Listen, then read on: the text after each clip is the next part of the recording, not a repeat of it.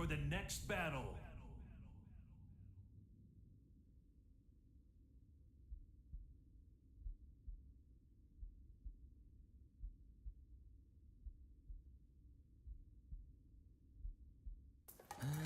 귀찮아.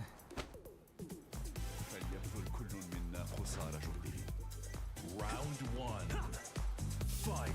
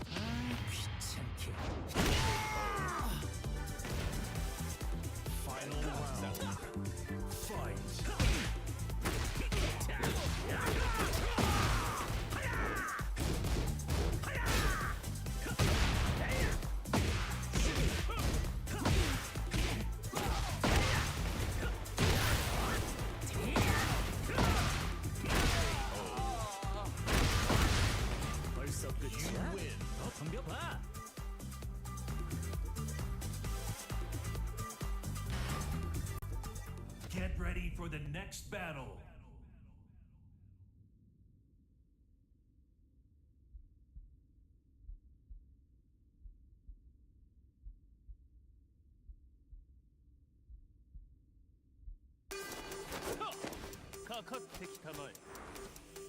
Round 1. Fight.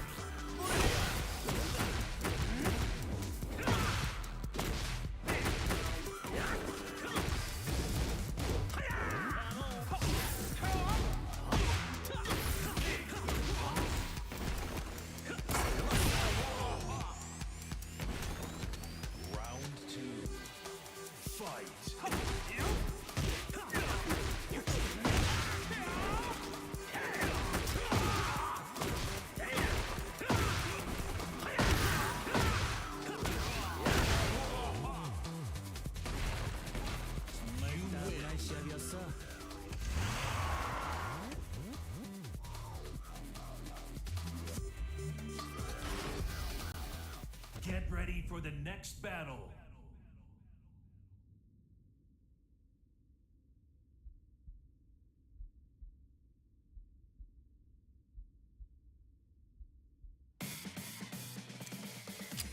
Accepte ta défaite. Tu as perdu d'avance. Round 1. Fight.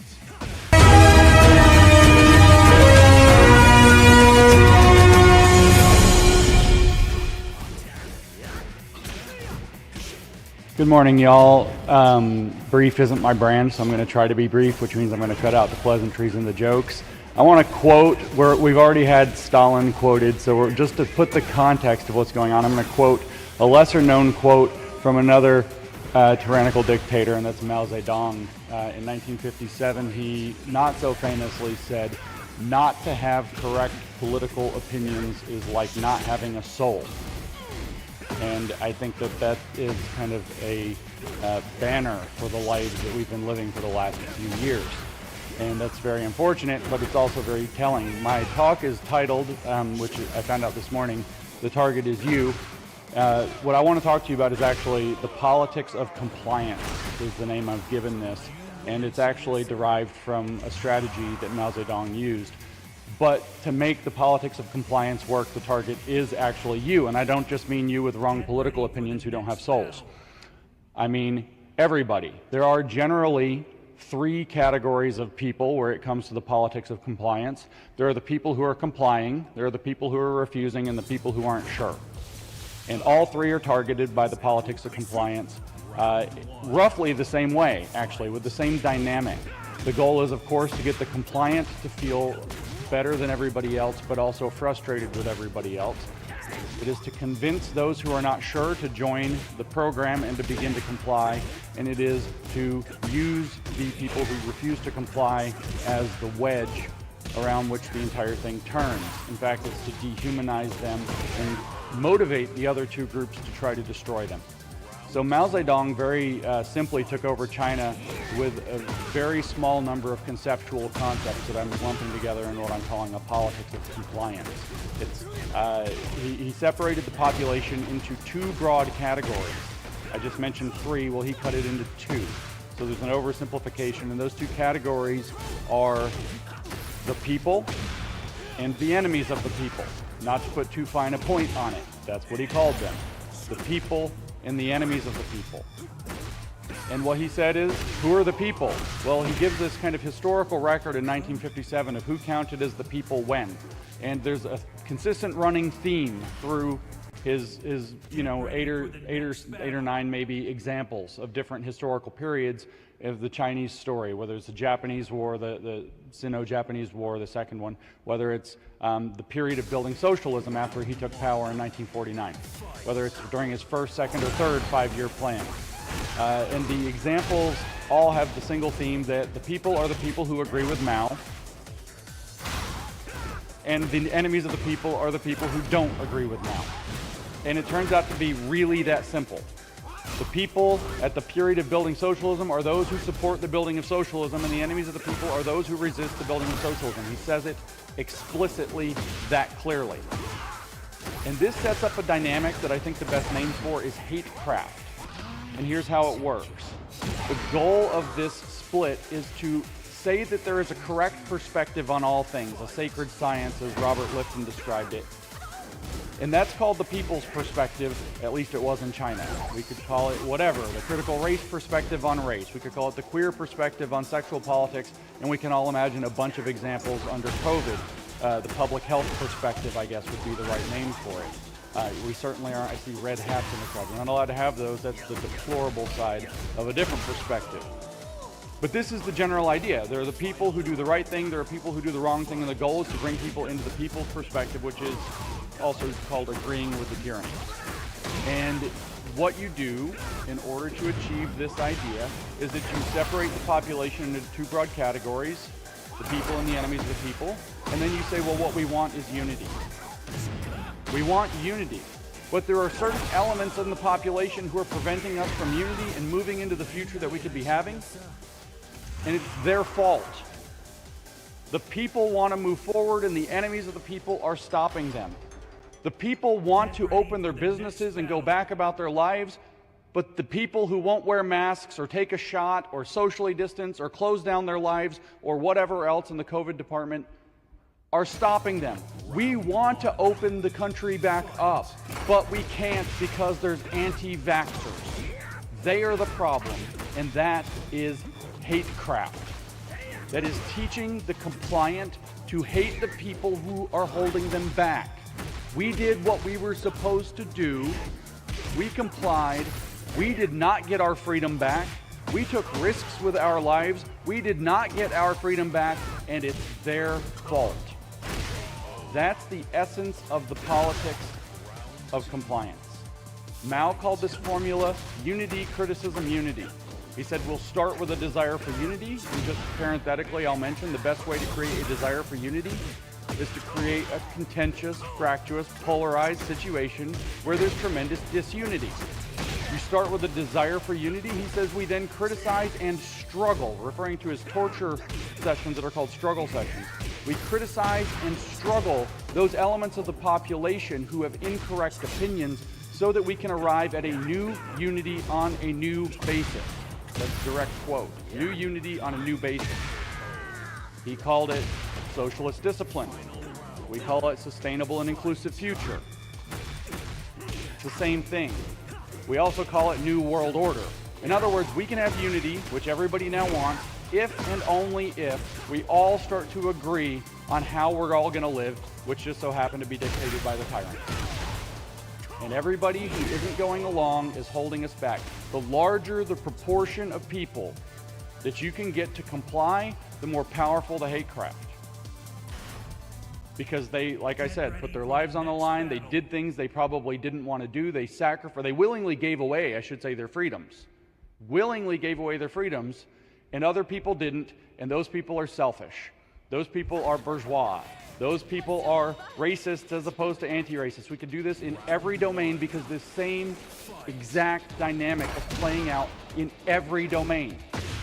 COVID, environmentalism, politics with your deplorable hat.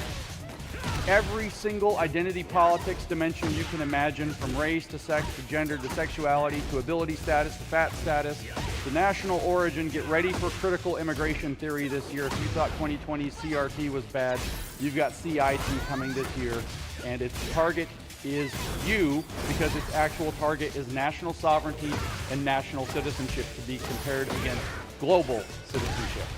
People with a global perspective are seeking global unity, a system of interdependence from nation to nation, and the stupid, backwards, national-loving people who want to keep their national identities, their national citizenship. They care about being, say, American citizens rather than undocumented Americans or new Americans. Those are the words that are being used. They care more about their own citizenship and its benefits than they do about human rights.